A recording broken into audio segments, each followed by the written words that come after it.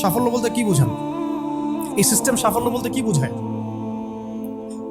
এই ওয়ার্ল্ড অর্ডারটা সাফল্য বলতে কি বোঝায়? এই বস্তুবাদী জগৎটা আমাদেরকে সাফল্য বলতে আসলে কি বোঝায়? সাফল্য বলতে বোঝাচ্ছে ইমান।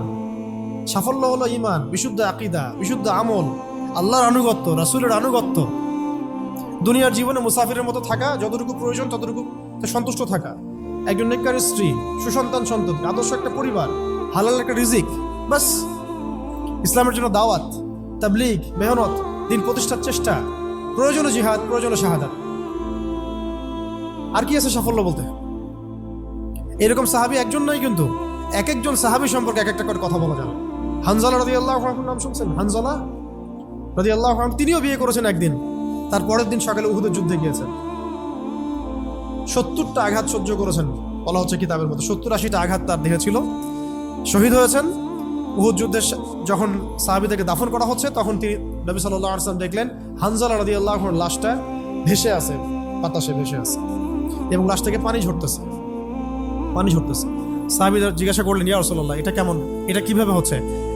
তখন নবীজি বললেন যে হানজালা গত রাতে বিয়ে করেছে, গোসল করার সময় পায় নাই, সে সকালবেলা চলে আসে যুদ্ধের মাঠে, ফেরেশতারা তাকে গোসল দিচ্ছে, এটার পানি পড়ছে, আমরা দেখতে পাচ্ছি। সাফল্যের সংজ্ঞা আসলে কি? আল্লাহ পাক আমাদেরকে আসলে দুনিয়ার হাকিকত বোঝার তৌফিক দান। কিছু আইডিওলজি আছে যেটা আপনার ভিতর চলে আসলে বাকি সব ঠিক হয়ে যাবে। এগুলোর যদি ভিতরে ঠিক মতো না বলবৎ হয়, আপনাকে আমি ডালপালার ক্রাইসিস সমাধান, ওয়ার্ল্ড অ্যাফেয়ার্স, ইকোনমি এইসব বুঝে দিনের দিকে হেদায়েত দিতে পারবো না।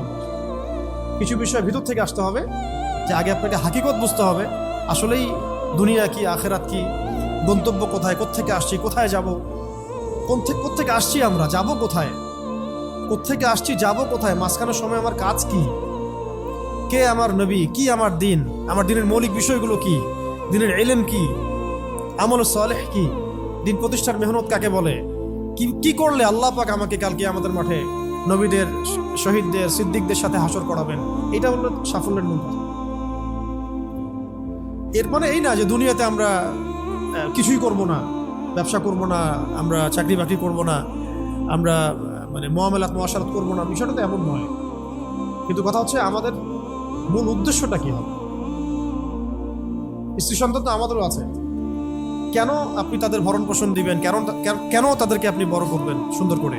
বিকজ তারা আপনার জন্য রিজিকের অংশ, তারা আপনার সদকা জারিয়া, তাদের উপর আপনার হক আছে, আমার উপর তাদের হক আছে। যার যার হক আমি কেন আদায় করবো? আল্লাহর সন্তুষ্টির জন্য, আল্লাহর সন্তুষ্টি অর্জনের জন্য সব কাজ করা, রাসূলের তরিকায় সব কাজ করা, এবং হালাল খেয়ে কাজ করা। এগুলো আমাদের সবাইকে যত দ্রুত সম্ভব এগুলো ঠিক করে ফেলতে হবে।